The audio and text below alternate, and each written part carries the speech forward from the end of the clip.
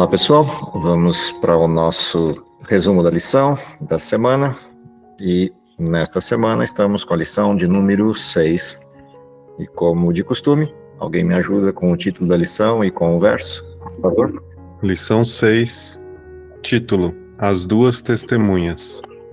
Verso: A erva seca e as flores caem, mas a palavra do nosso Deus permanece para sempre. Isaías 48. Ok. Pelo título, a lição já fica óbvia em termos de qual é o texto central, o texto de análise nosso para a semana, que é o texto de Apocalipse, capítulo 11. A gente vai tratar especificamente de uma profecia que descreve o final do período medieval, o final da idade chamada das trevas e o final dos ataques, ou a última parte dos ataques de Satanás contra a Bíblia, contra a palavra de Deus e contra a expansão do Evangelho, a proposta e a mensagem de salvação exaradas da Bíblia. Essa é a nossa trajetória para o estudo dessa semana. Vamos ao texto de Apocalipse, capítulo 11, a gente vai percorrer algumas coisas desse texto enquanto relembramos a história a qual esse texto faz alusão, enquanto referência principal. Se você abrir a sua Bíblia em Apocalipse 11, a gente tem a oportunidade de acompanhar juntos, e se alguém quiser fazer a leitura introdutória dos primeiros 2 versos do capítulo 11, e na sequência a gente vai comentando algumas coisas a partir dessa leitura. Capítulo 11, os 2 primeiros versos. As duas testemunhas. Foi-me dada uma vara de medir, semelhante a um caniço, e me disseram: Vá, meça o templo de Deus e o altar, e conte os adoradores que lá estiverem. Ok, continua. Exclua, porém, o pátio exterior do templo, não o meça, pois ele foi dado aos gentios. Eles pisarão a cidade santa durante 42 meses. Essa introdução do capítulo 11 já deixa bastante claro para a gente uma conexão importante do capítulo 11 de Apocalipse com uma outra profecia conhecida da Bíblia, que é a profecia de Daniel, o capítulo 7, o verso 25. Nós já vimos lá no início das lições do trimestre e em algumas outras discussões sequentes da lição, essa questão do período de 1260 anos da grande profecia de Daniel, capítulo 7, o verso 25. Aqui ela é repetida num outro formato. O capítulo 11 repete a mesma profecia de Daniel 7, mas com um período de 42 meses como apresentação, que é exatamente a mesma quantidade. Se a gente multiplicar o período, os 42 meses, por 30 dias, a gente tem os mesmos 1260 dias da profecia de Daniel, que também se repete no capítulo 12 e no capítulo 13. No capítulo 11, essa profecia é repetida por 2 vezes, no capítulo 12 de Apocalipse, ela é repetida uma vez, lá no verso 6, e depois a gente tem a repetição no capítulo 13, com a mesma referência temporal de 42 meses, ou seja, a profecia é repetida 3 vezes no livro de Apocalipse, na realidade 4, se a gente considerar as 2 que estão no capítulo 11. Logo abaixo, que é o verso 3, a gente tem a reprodução dessa mesma profecia, dizendo: darei as minhas 2 testemunhas que profetizem por 1260 dias vestidas de pano de saco. O que é interessante nessa introdução? Há 2 elementos quase em oposição, no sentido da narrativa. De um lado tem o pátio do templo entregue aos gentios por 42 meses e a cidade santa pisada por eles. Do outro lado, tem as 2 testemunhas de Deus testemunhando durante esse mesmo período, ou seja, os mesmos 1260 dias, porém vestida de pano de saco. Essa referência específica da vestimenta dessas 2 testemunhas demonstra a angústia do período. Afinal de contas, vestir-se de pano de saco e, em algumas circunstâncias, cobrir a cabeça com cinzas implicava um grande período de angústia ou um grande sofrimento por parte do povo de Israel. Essa referência que a gente tem aqui dessas 2 testemunhas que estão se posicionando a favor de Deus contra os gentios que estão atacando ou vilipendiando o pátio do templo, essas 2 testemunhas se posicionam para defender a Deus, mas num momento de bastante dificuldade. A gente viu essa dificuldade nas lições anteriores, quando observávamos o crescimento das perseguições do período medieval, a forma como os mártires foram tombando ao longo dessa história, mas também a maneira maravilhosa como Deus inspirou grandes baluartes da fé a se levantarem e defender a verdade e manter a verdade viva a despeito das perseguições.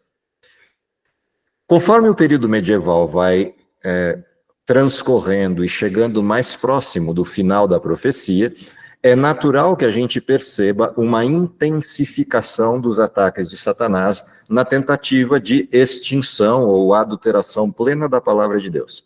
O que a gente percebe, conforme a história vai andando, é que Satanás, percebendo que parte daquilo que ele pretendia não dá resultado, ele começa a testar outras estruturas, outras formas diferentes de ataque. A primeira forma, que é o pátio entregue aos gentios e sendo pisado, ela começa com as perseguições, vai num crescendo para adulterações da verdade, que a gente percebe já desde o 2º, 3º e 4º século da era cristã, mas que culminam num processo mais intenso a partir do 6º século em diante. As primeiras grandes bases adulteradas da verdade, que a gente encontra ali no início do período do cristianismo, atacam principalmente a questão do sábado, no caso da época de Constantino, no 4º século, mas não só ali, a gente já via alguns ataques do sábado, alguns ataques contra a verdade do sábado e da lei de Deus, já desde os dias dos apóstolos, no 1º século, mas que se intensifica conforme a história do cristianismo vai avançando.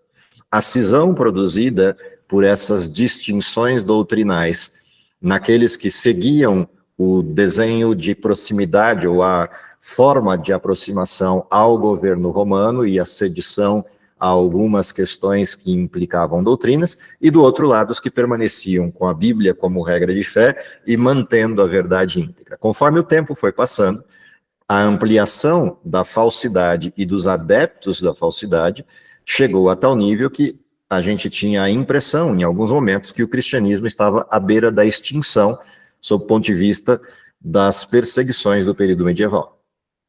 A Bíblia assegurava que Deus continuava mantendo seus fiéis, mantendo o seu povo, a despeito dessa redução aparente, na realidade real, sob as estruturas da perseguição.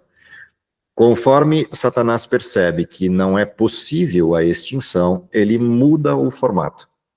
A Reforma Protestante foi um grande golpe às intenções do inimigo de Deus durante a parte final do período medieval, a partir principalmente do século XVI e o finalzinho do XV. Quando a gente vê a maneira como esses reformadores não só apresentaram a verdade de Deus, mas investiram tempo e recursos e a sua vida, em certo sentido, para alguns deles, na tradução da Bíblia para diversas línguas diferentes do mundo antigo, a Europa, naquele então, e depois a expansão dessas traduções, chegando à mão da população e, consequentemente, a percepção da verdade, tudo isso foi um golpe bastante duro no final do período medieval, recebido por Satanás e aqueles que lhe seguiam dentro desse contexto.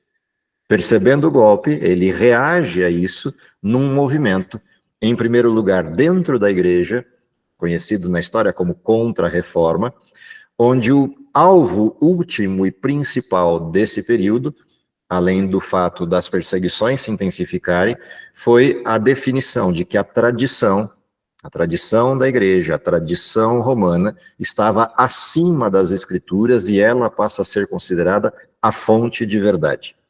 Em oposição ao que propunham os reformadores, que era a proposta da sola escritura, a Bíblia como regra de fé e doutrina, como fonte de fé e doutrina para os cristãos.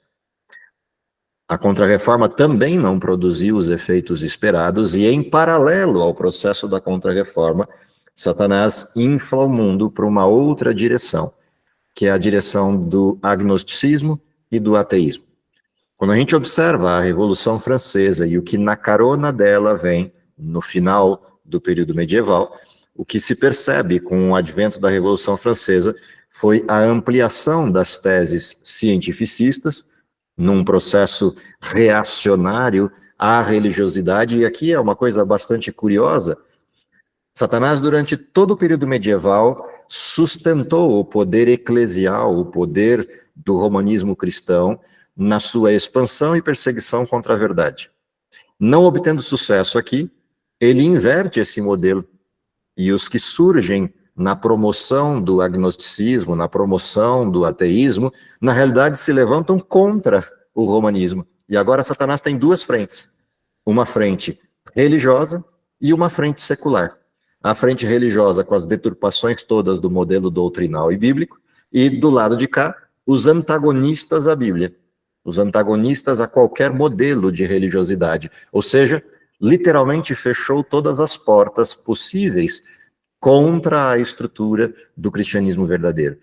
O que a gente vai perceber com o crescimento tanto do cientificismo quanto dos ataques contra a religião que nascem da estrutura da Revolução Francesa é o final desse processo como um decreto de extinção do modelo religioso ou de negação do modelo religioso por completo na França.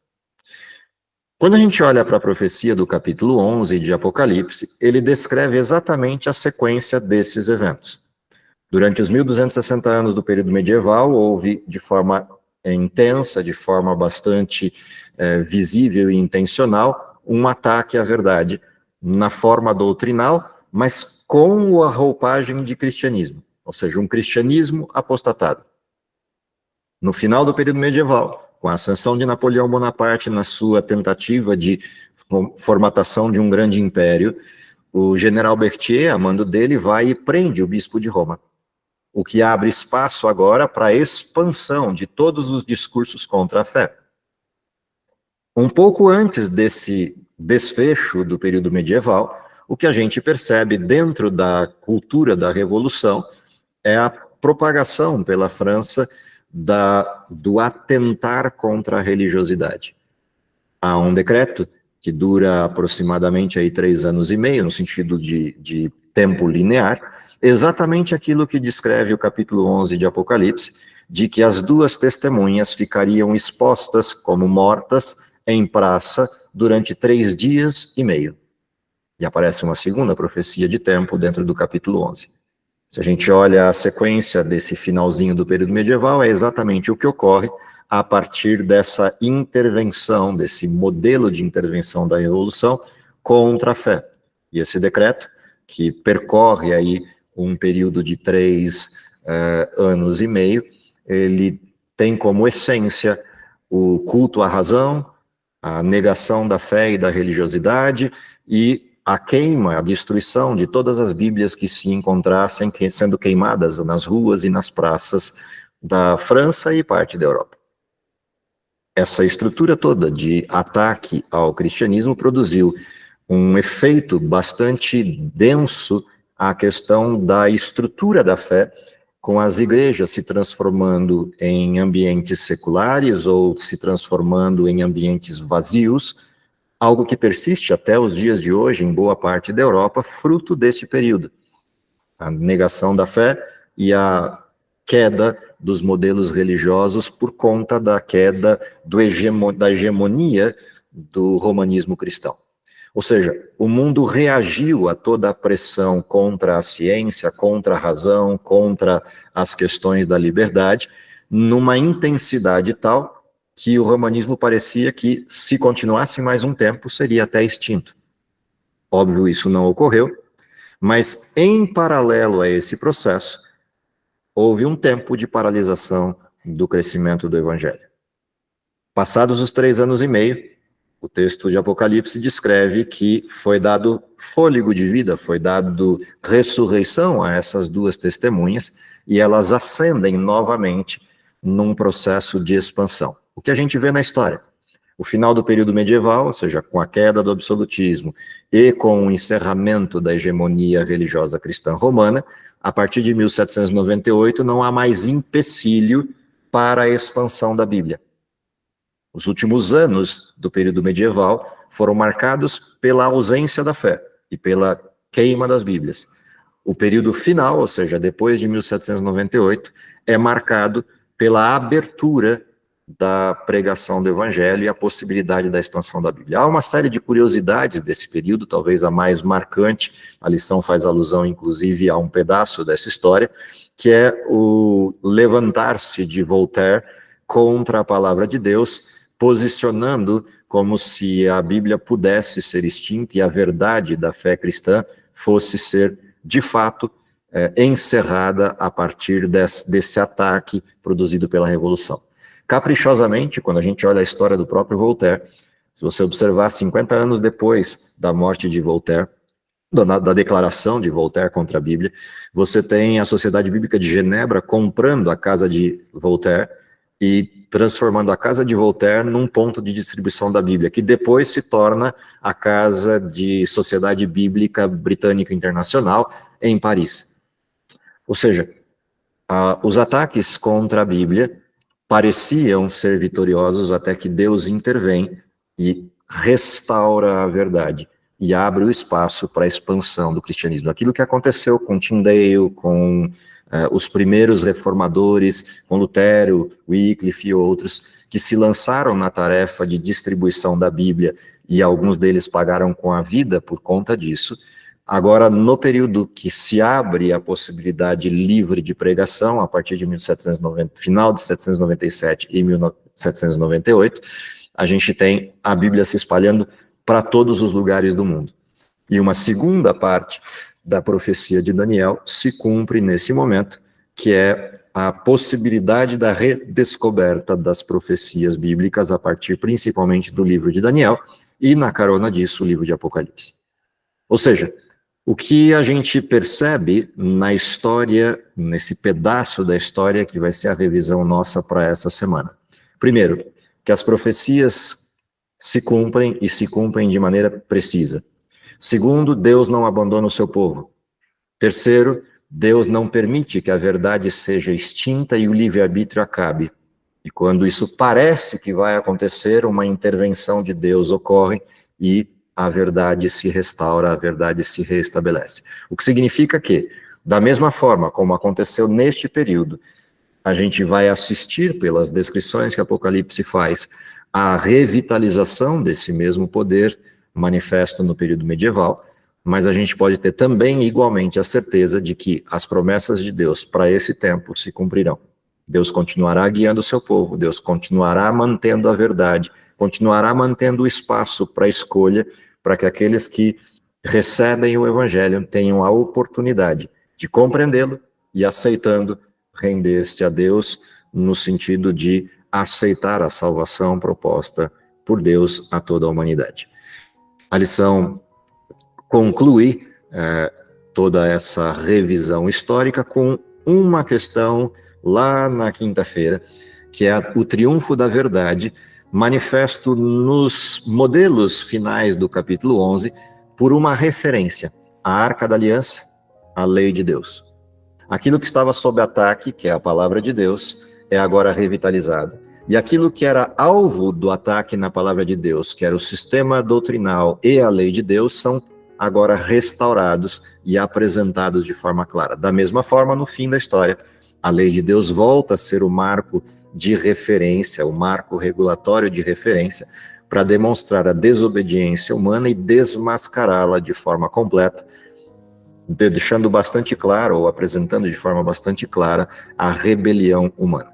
Ou seja, qual é essa verdade triunfante final? A verdade triunfante final é: a palavra de Deus é certa, a palavra de Deus é verdadeira, a palavra de Deus não muda, não sofre variação. O que significa que, independente da época, se no mundo antigo, se no mundo medieval, ou no mundo moderno, ou no mundo pós-moderno em que vivemos, a palavra de Deus permanece firme, permanece fiel, permanece como aquilo que delimita para todas as criaturas qual seja o caráter de Deus, suas intenções e os seus desejos para toda a eternidade. Que o estudo dessas histórias da semana, que esse relembrar da profecia de Daniel, reproduzida aqui em Apocalipse 11, 12 e 13, e o olhar para a forma como Deus interviu nesse período de história, revitalizando a verdade, seja para nós uma inspiração, principalmente para entender o momento em que vivemos e nos prepararmos para aquilo que vem pela frente na reedição desses mesmos episódios da história passada, agora no desfecho final da história desse mundo. Que Deus abençoe vocês, que Deus me abençoe nesse estudo, que a gente possa ter bons momentos de recapitulação. Vamos orar? Querido Pai que está nos céus, te agradecemos pelo dom da vida, pela oportunidade de estarmos aqui reunidos para estudarmos tua palavra, te agradecemos pela oportunidade que ainda temos de, com liberdade, poder fazê-lo e, principalmente, poder pregar a tua palavra a outros.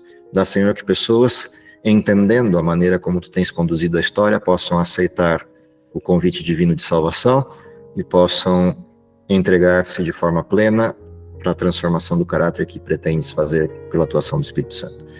Perdoa os nossos pecados, protege-nos com teus paternais cuidados, é o que lhe pedimos por Jesus. Amém.